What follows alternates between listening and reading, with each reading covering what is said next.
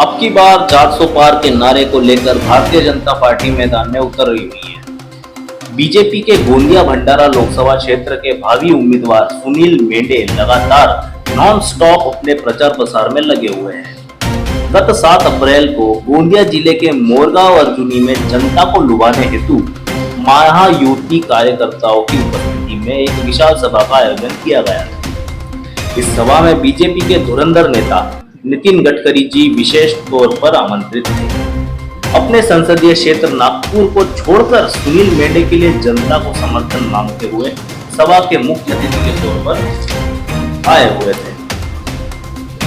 BJP कार्यकर्ताओं से हमें मालूम पड़ा कि हाल ही में 5 अप्रैल को जब सुनील मेंढे अपनी प्रचार प्रसार हेतु अर्जुनी मोरगांव के बोर्डा करड़ गांव में गए तो वहां विपक्षी दलों ने षड्यंत्र करते हुए उनकी सभा में अड़चन पैदा करने की कोशिश की। इसी घटना के वास्तविकता की खोज करते क्रांति की दस्तक की टीम जब बोर्डे करड़ गांव में पहुंची तो नजारा कुछ और ही दिखा। देखिए हमारी विशेष ग्राउंड रिपोर्ट।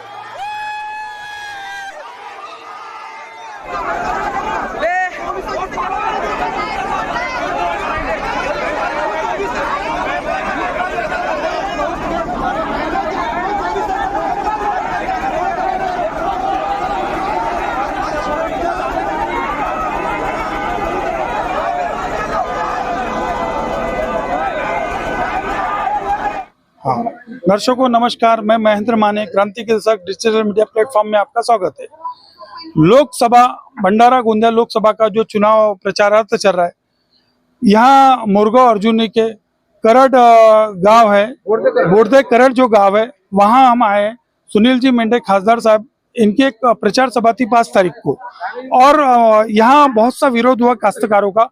काश्तकारों का कहना है कि हमें 12 घंटे जो बिजली मिलने वाली थी वो 6 घंटे मिल रही, और उसी के संदर्भ में उन लोग ने किस प्रकार से विरोध किए खासदार साहब का, वो हम काश्तकारों से जानेंगे। बताइए किस प्रकार का विरोध किया आप लोगों ने?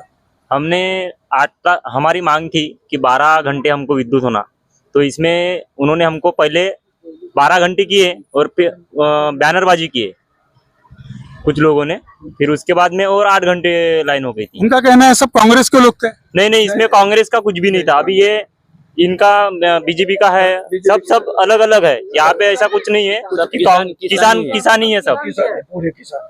और आपकी कौन सी समस्या है?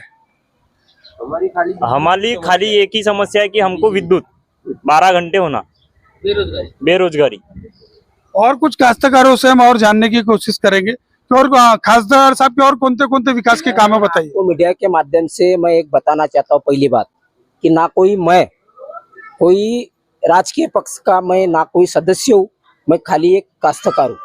और मैं अनशन पे मैं भी बैठा था, और 5 से 6 साल हो गया मैं काश्तकार, अपने एरिया के काश्तकार के लाइट का प्रश्न जो है, अपना धान का रेट का प्रश्न है, इसके बारे में मैं उठाव करते रहता हूँ।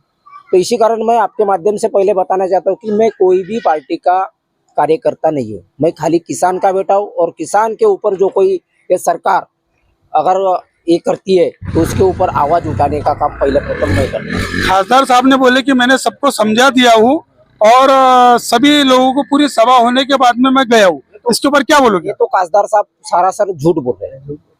हम काश्तकार यहाँ इकट्ठा हुए थे, 200 के तादाद में काश्तकार थे। हमारा कहने का एक ही ये था कि हमारा बिजली का जो प्रश्न है, तुम बिजली के ऊपर बात करो। इसके पहले हम जब अनशन पे बैठे थे तो विधायक जी के साथ भी बात किए थे और अपने मेंढे जी के भी साथ बात किए थे, तो उन्होंने हमारा कोई बराबर काम नहीं किया। इसी कारण काश्तकार लोगों में उनके ऊपर कोई भरोसा नहीं रहा। और हमारे गांव में 5 साल के बाद पहली बार आए तो काश्तकार इकट्ठा हुए, और इकट्ठा होने के बाद उन्होंने पहले जी सांसद जी को एक ही प्रश्न पूछा कि हमारा जो लाइट का प्रश्न है, प्रश्न तो बहुत सारे हैं। सरकार बोलती है कि हम काश्तकार का विकास कर रहे हैं, मोदी जी बोल रहे हैं कि हमने उत्पादन और उत्पन्न दुप्पट कर दिया।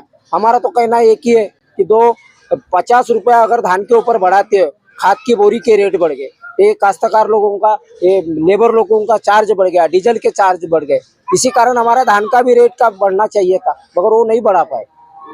कौन सा ये विकास बोलते हैं? ये विकास है? काश्तकार को 24 घंटा बिजली ना दे और 8 घंटा बिजली दे, उसमें भी 2 घंटा कटौती।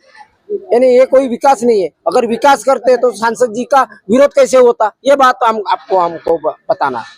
अगर वो विकास जब करते तो इनका विरोध काय को होता। उन्होंने विकास के नाम पे कुछ नहीं किया। खाली 5 साल बाद वो पहली बार हमारे गांव में आए, तो भी वो काश्तकार का रोष का सामना उनको पहले करना पड़ा। और यहाँ जो बहुत सारे जो अभी भी काश्तकार है कि उस दिन जो झमेला हुआ, वो झमेले में भी बहुत सारे लोग थे, यहाँ के भी लोग थे, मगर कोई पार्टी का यहाँ मैटर नहीं था, कोई कांग्रेस वाला नहीं था, कोई बीजेपी वाला नहीं था, सब काश्तकार थे। और काश्तकार का जो अत्याचार हुआ लाइट, इसी के लिए उन्होंने आवाज उठाया था। आपने देखा है कि हम ये ग्राउंड रिपोर्ट लेने आए थे। कुछ दिन पहले सोशल मीडिया पे एक वायरल हुआ था वीडियो कि सुनील जी मेंढे इनको रोका गया। वही रिपोर्ट हम जानने आए और कुछ काश्तकारों को पूछेंगे कि और कोणता कोणता विकास के मुद्दे पे आप वोट डालोगे। या गावामध्ये बडोले साहेबाची 1 नंबरची इज्जत. बडोले साहेबाच्या अपोजिट चंद्रिका पोरे उभे राहिले. चंद्रिका पोरेला या गावाने प्रतिसाद केला. चंद्रिका पोरे विधायक झाले. चंद्रिका पोरे इतके खोटे बोलतात, या गावामध्ये बिलकुल ते दर्शन देऊ शकत नाही. ते बडोले साहेब होते म्हणून ते राहिले, नाहीतर तिथं गोटा मातीचा मार झाला असता, तुम्हाला सांगतो. आणि सुनील मेंढे जे आहेत, ते सुनील मेंढेचा आम्हाला ओळखतच नाही. म्हणजे ह्या 5 वर्षामध्ये खासदार म्हणून नाही तालुका प्लेस मध्ये त्यांनी सभा घेतला, नाही कोण्या गावाला भेट दिला, नाही कधी कधी कोणाची समस्या जाणून घेतला, आणि ते आता वोट मागायला आले. त्याच्या हातामध्ये आता कांदे देतील शिलून कास्तकार. धान तर आम्ही आपल्या घरी आणून मेले जिथे, परंतु त्याला कांदे देतील शिलून. और कुछ काश्तकार है, वो उनसे भी हम जानने की कोशिश करेंगे कि वो क्या बोलना चाह रहे हो। कौन-कौन आप गाँव में कौन-कौन विकास हुआ है और कौन-कौन विकास हमारे गांव में भारतीय जनता पार्टी का विकास नहीं हुआ ना। ये अजित पवार गट के जो प्रफुल्ल सेठ गए ना, उसकी एक निधि नहीं है ना। सुनील मेंढे की निधि नहीं है, चंद्रिका पोरे की भी निधि नहीं है। दोस्तों आपने देखा है कि जो हम आपको ग्राउंड रिपोर्ट दिखाने आए यहाँ पर, यहाँ जो गांव में विरोध चल रहा है, तो उसी के चलते देखिए कि 19 तारीख को जो मतदान होगा तो कौन-कौन मुद्दे पे ये वोट डालेंगे। बताइए आप किन मुद्दों पे वोट दोगे। मुद्दों पे वोट देंगे क्योंकि किसान को सबसे ज्यादा तकलीफ होती है। अभी तो ठीक है फिलहाल कि अभी दिन में लाइट है, पहले तो रात के 12 बजे लाइट आती थी, उस टाइम सो के उठ के पहले लाइट मोटर चालू करने जाओ। ये तो सबसे बड़ा मुद्दा है। और सबसे बेकार ये है, यहाँ पे बेकारी मतलब काम धंधे नहीं है। मेरे ख्याल से आजू बाजू के कुछ गांव है जिनको रोजगार हमी योजना बोलते हैं, वो चालू है। हमारे गांव में कुछ भी नहीं है। और यहाँ पढ़े लिखे इतने लोग हैं कि काम ही नहीं है, तो खेती बाड़ी करते हैं, 200-250 रुपए रोज का कमाते और करते उस पे जो आप गुजारा। बताइए काका जी, आप बोलिए किस मुद्दे पे वोट दोगे आप। हमको तो ऐसा लगता है क्या इंदिरा कांग्रेस के जमाने से जो कुछ भी आमदार खासदार हुए हैं, तो बोरदा के अंदर में करीब 3 से अभी 2 साल हो गए, 8 घंटे जब ये बिजली का जो प्रॉब्लम है, इसके लिए बहुत परेशान है। ऐसा लगता है कि चूल्हा पर बच कर डालना अच्छी बात है, लेकिन मेरे अकेले से कहीं से नहीं होगा। लोग देंगे वोट, लेकिन हम ये बता नहीं सकते कि ये जो लोग कहते हैं कि मोदी जी, हमारे गांव के लिए मोदी जी का जो कार्यक्रम है वो कोई अच्छा है नहीं। और हम कुछ काश्तकारों से जानने की कोशिश करेंगे। बताइए आप किस मुद्दे पे वोट डालोगे। मैं क्या बोल रहा हूँ, एक ही बात है, इस साल कांग्रेस की सत्ता आनी चाहिए। क्यों? क्योंकि ये बात है ओरिजिनल कि राहुल गांधी क्या बोल रहा है। राहुल गांधी ये बोल रहा है, न्यूज में बोल रहा है, उसका जाहिरनामा निकला है कि वो तरुण को क्या कर रहा है कि जो भी शुल्क लगना है अपने को, कौन सा पेपर वाला शुल्क तो लग रहा है ना, उसका वो माफ करने वाला है। मेरे को ये बताओ कि साला 1000 रुपए कहाँ से खर्चा करेंगे ये तरुण लोग।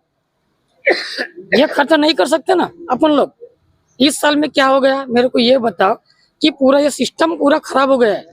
तरुण लोगों को ये नहीं समझ में आ रहा है कि जो राहुल गांधी जो कर रहा है ना, वो अच्छी बात कर रहा है। उसका जो जाहिरनामा निकला है ना, वो सच्ची बात है उसका। मैं खुद फॉर्म भरता, मैं खुद ऑनलाइन वाला आदमी हूँ।